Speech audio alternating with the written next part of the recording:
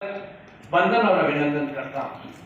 विवेकानंद जी के दो विचार मुझे बहुत अच्छा लगते हैं, मुझे बहुत प्रेरणा देते हैं, शायद आप सबको भी अच्छा लगता होगा कि उत्तिष्ठत जागृत प्राप्त प्राण बोध्य, उठो जागो और जब तक लक्ष्य की प्राप्ति न हो जाए तब तक रुको मत। आपके जीवन का एक सुंदर सा लक्ष्य होना चाहिए, सपना होना चाहिए। दूसरी बात हम कहते हैं कि जितना बड़ा संघर्ष होगा उतनी ही बड़ी जीत होगी।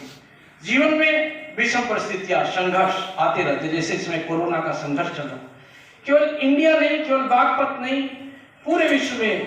तो इस संघर्ष से हम सबको आगे बढ़ना है। अपने व्यक्तिगत जीवन में कैसे हम सफलता प्राप्त करें, अच्छा जीवन, सुंदर जीवन, बेहतरीन जीवन, विवेकानंद जी की तरह हमारा एक उत्कृष्ट तेज तादाद युवा जीवन कैसे हो। अभी प्रधानमंत्री जी को आपने सुना, भारत हमारा युवाओं का देश है, युवा, और युवा ही अगर हताश और निराश हो जाएंगे तो देश का क्या होगा। हमारे युवाओं के अंदर एक जोश होना चाहिए, एक आत्मनिर्भर भारत की ओर एक लक्ष्य होना चाहिए, जैसे बड़ा एक लक्ष्य होना चाहिए कि हमारा भारत आत्मनिर्भर भारत कैसे बने। मैं दो ही बात कहता हूं कि व्यक्तिगत जीवन में सफलता के लिए सादा जीवन, उच्च विचार, पहला विचार सादा जीवन, उच्च विचार। और दूसरी बात कहता हूं कि व्यवसायिक जीवन में, कार्य क्षेत्र में यूज ऑफ टेक्नोलॉजी, अगर बढ़ते हुए टेक्नोलॉजी का प्रयोग आप नहीं करेंगे तो आप विकास के प्रतिस्पर्धा से बाहर हो जाएंगे। तो दो शब्दों पे मैं केंद्रित करूंगा, आपका विचार सादा जीवन और उच्च विचार होना चाहिए। विचार, थॉट, सोच, आपकी मानसिकता, मेंटल एबिलिटीज किस तरफ जा रही है, कहां जा रही है, आपके जीवन को निर्धारित करें। मैं अक्सर कहता हूं कि हे भारतवासियों, भाग्य के भरोसे मत सोते रहना, सुंदर विचारों की जमीन पर पुरुषार्थ का हल चला करके भाग्य की सुंदर खेती काटने का प्रयास करना। अगर आपके विचार अच्छे हैं, आपका पुरुषार्थ अच्छा है, तो निश्चित रूप से आपका जीवन सुंदर होगा। अपने विचारों पे ध्यान दो, आपके शब्द बन जाते हैं। अपने शब्दों पे ध्यान दो, आपकी क्रियाएं बन जाती हैं। अपने क्रियाओं पे ध्यान दो, आपकी आदत बन जाती है। अपनी आदत पे ध्यान दो, आपके चरित्र बन जाते हैं। और अपने चरित्र पे ध्यान दो, आपका व्यक्तित्व बन जाता है। जिसका चरित्र और व्यक्तित्व ऊंचा और अच्छा होता है, निश्चित रूप से उसका जीवन बहुत सुंदर और अच्छा होता है। तो मेरा कहना है कि विचार शक्ति के मनोविज्ञान का प्रयोग करिए। प्रतिदिन एक सुंदर सा विचार लेकर के, एक सुंदर सा लक्ष्य लेकर के, सुंदर सी सोच लेकर के अपने जीवन की शुरुआत करें। हम कैसे अच्छे। और दूसरी बात कहता हूं कि यूज ऑफ टेक्नोलॉजी, बढ़ते हुए विश्व की प्रतिस्पर्धा में हम अपने देश को कैसे सुंदर और बेहतरीन बनाएं, इसके लिए टेक्नोलॉजी, जैसे हमारे प्रधानमंत्री जी को आप अभी सुन रहे थे, fit India, skill India, digital India, make in India, ये चारपाई के जैसे पावे होते हैं ना, मजबूत बनाते हैं। तो हमारे देश को मजबूत और आत्मनिर्भर बनाने के लिए फिट इंडिया, हर बच्चा, हर व्यक्ति, हर नौजवान अगर स्वस्थ नहीं होगा तो काम करने का, आगे बढ़ने का, उसकी सोच, उसकी मानसिकता उतनी अच्छी नहीं। Sound body in sound mind, स्वस्थ शरीर में स्वस्थ दिमाग निवास करता। तो फिट इंडिया की जो संकल्पना की गई है, कल्पना की गई है हमारे प्रधानमंत्री जी ने, कि पहले हमारे युवा, हमारे लोग स्वस्थ रहें, फिट रहें, योग करें, रहें निरोग। और दूसरी बात कि स्किल इंडिया, आत्मनिर्भर भारत तभी हो सकता है जब हमारे युवाओं के अंदर स्किल होगा, किसी न किसी क्षेत्र में मास्टरी होगी, स्किल होगा, तभी वो कुछ जीवन में अर्जित कर सकते हैं, अर्न कर सकते हैं, आगे बढ़ सकते हैं, आत्मनिर्भर हो सकते हैं।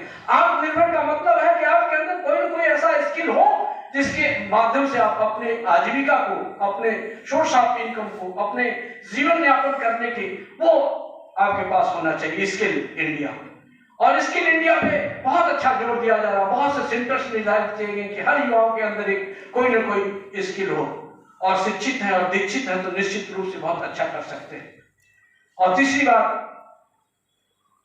कि डिजिटल इंडिया, आज जमाना बदल गया। आप देखिए, मोबाइल अंगूठे में पूरी डिजिटल लेन देन हो रहा है।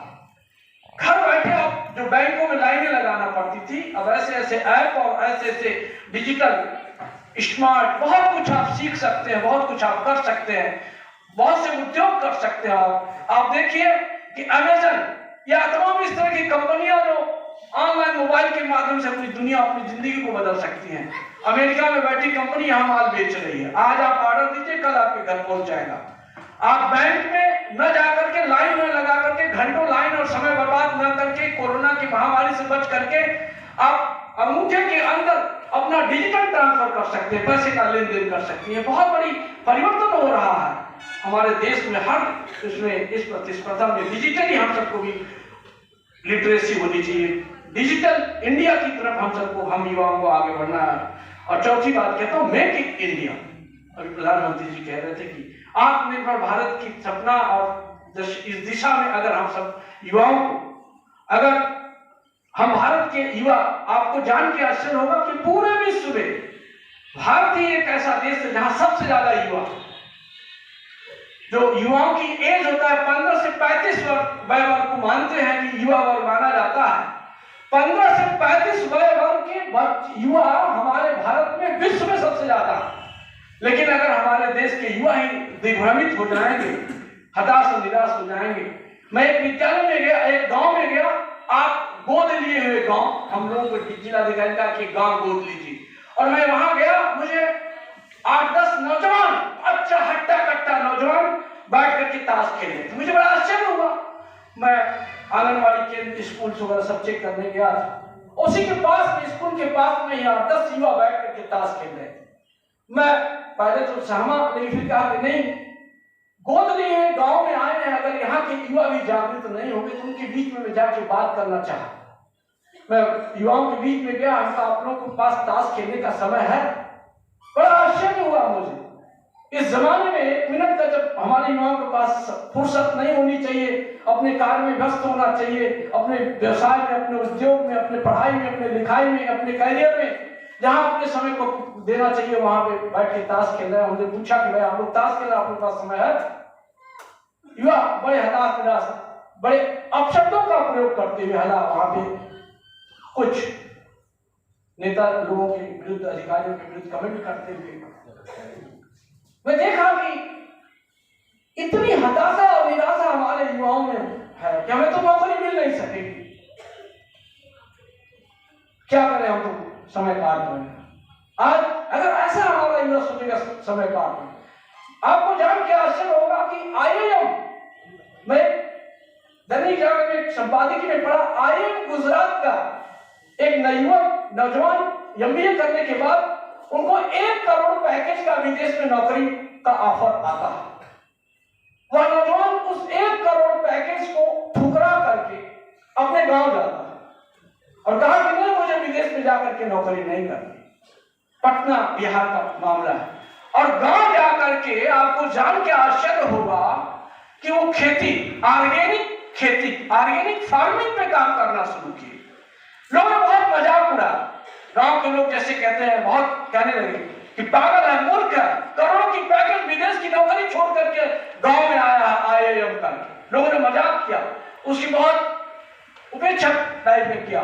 लेकिन जिन्होंने अपनी जमीन के साथ साथ आस पड़ोस के लोगों की जमीन को हायर किया, किराए में लिया, एक लैंड से, और टेक्नोलॉजी का यूज किया, ट्रैक्टर वगैरह, ऑर्गेनिक फार्मिंग शुरू की। पहला साल उनका 10,000 रुपए का बिजनेस हुआ ऑर्गेनिक फार्मिंग में। ऑर्गेनिक जो सब्जियां होती है वो होटलों में, 5 स्टार होटलों में ले जाकर के मार्केट में बहुत अच्छे, बहुत आज आम आदमी तो ऑर्गेनिक फार्मिंग का महत्व नहीं जानते, लेकिन जो कुछ हाई कल्चर के लोग हैं, फॉरेन की कंट्रीज है, ऑर्गेनिक फार्मिंग, ऑर्गेनिक प्रोडक्ट को बहुत महत्व देते हैं, स्वास्थ्य की दृष्टिकोण से, हेल्थ और खान पान की दृष्टिकोण से।